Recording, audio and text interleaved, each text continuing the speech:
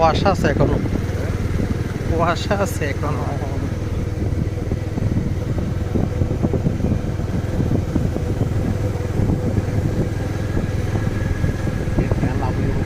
পুরো ফর করে ফেলি।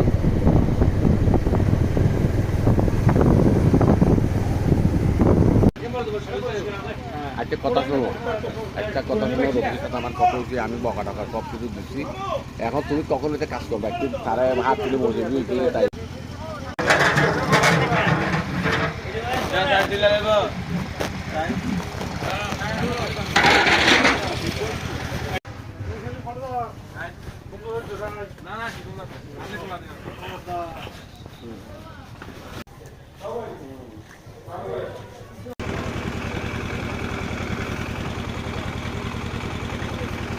বিশাল এই আয়োজনের মধ্যে দিয়ে অনেক বড় একটা মেজবানি আয়োজন করা হয়েছে। এই যে বিশাল আকৃতির মাশাআল্লাহ দুইটা গরু দেখতেছেন।